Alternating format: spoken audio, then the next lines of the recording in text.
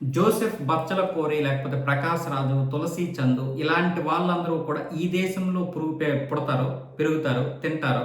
మళ్ళీ ఆ పెంటంతా ఇక్కడే వెళ్ళేస్తారు. మళ్ళీ ఇక్కడే ఈ దేశంని తిట్టిపోస్తారు.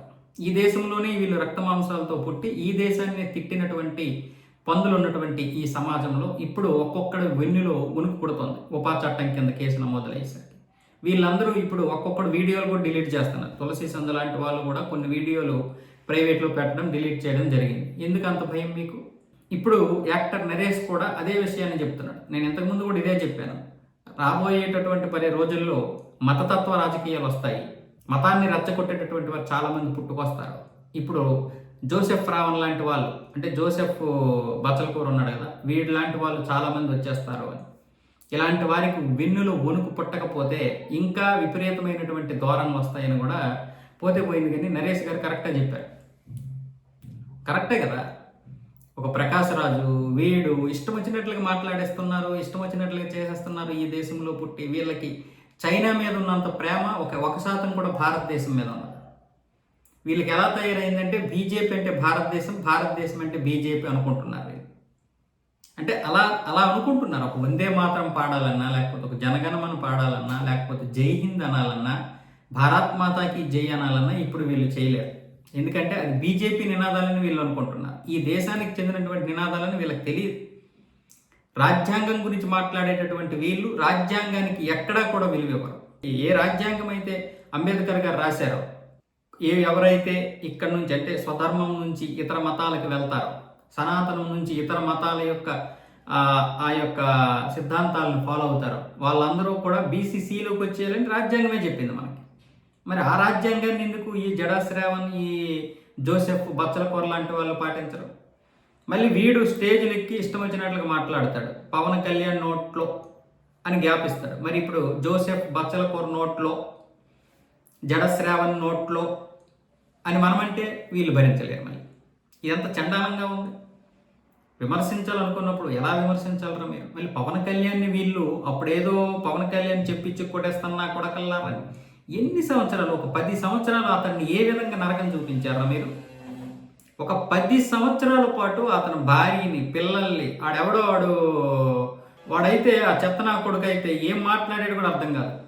పవన్ కళ్యాణ్ పిల్లల్ని రేపు చేసేస్తానని, లేకపోతే అది ఇంకా మనం కూడా మాట్లాడలేనటువంటి జుబుస్కరమైనటువంటి భాష మాట్లాడినటువంటి ఈ వెధవలందరూ కూడా వీళ్ళందరినీ భరించలేక అప్పటికి 10 సంవత్సరాల తర్వాత ఆయన చెప్పించి కొడతన్నా కొడకల్లారా, నా ఇంటికి వచ్చారంటే, నా జోలికి వచ్చారంటే, నా కుటుంబ సభ్యుల జోలికి వచ్చారంటే అని అప్పుడు అన్నాడు.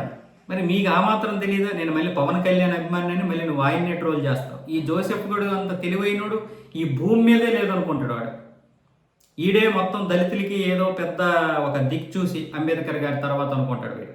కానీ మరి డాక్టర్ సుధాకర్ గారు చనిపోయిన తర్వాత వీడేమయ్యాడు? జడశ్రావణ్ ఏమయ్యాడు? అంటే అప్పుడు వీళ్ళు దళితులు కాదా, లేకపోతే వాళ్ళు దళితులు కాదా? ఇప్పుడు మన పోరాటం ఏంటి? అసలైనటువంటి దళితులకి న్యాయం జరగాలి. మనం చేస్తున్నటువంటిది కూడా అదే కదా. అసలైనటువంటి దళితులు అంటే హిందువులో ఉన్నటువంటి, అంటే ఇంకా హిందూ ధర్మాన్ని పాటిస్తున్నటువంటి దళితులకి న్యాయం జరగాలని మనం ఇప్పుడు వీళ్ళందరినీ పట్టుకొని బీసీసీలోకి వెళ్ళమని చెప్తున్నాం. అది ఇప్పుడు వీళ్ళకి మండింది. దానికి ఇప్పుడు వీళ్ళు ఏమంటున్నారు? దళిత క్రిస్టియన్లని కొత్త పదం తీశారు. అసలు రాజ్యాంగంలో లేనిది వీళ్ళు తీస్తారు.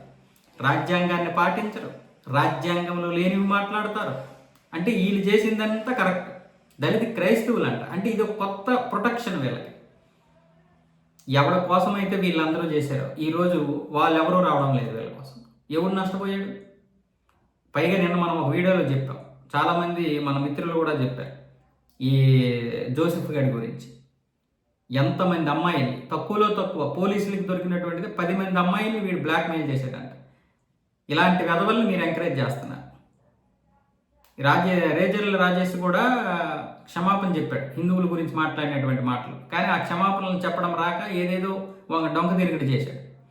అంటే ఒక్కొక్కడు వెన్నులో వణుకు పుట్టాలి. ఇంకా యావది రాజకీయ పార్టీల జోలికి వస్తే కాదు, మన ధర్మం జోలికి వస్తే ఇంకా వెన్నులో వణుకు పుట్టాలి.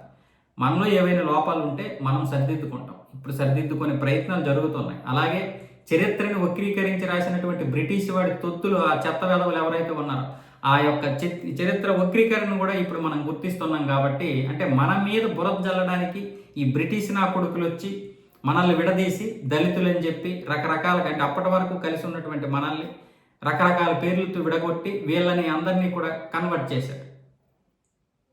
ఇప్పుడేమొచ్చేసి దాని మీద వీళ్ళందరూ ఏదో పెద్దగా ఫైట్ చేస్తున్నాం మేము కుల వివక్ష నుంచి అనేసి. కులం ఇప్పుడు తీసేస్తాం, కులాన్ని పూర్తిగా తీసేద్దాం అందరం కలిసి. అసలు కులమే వద్దు మనకి, బీసీసీలు, బీసీడీలు, బీసీఏలు ఏమీ వద్దు.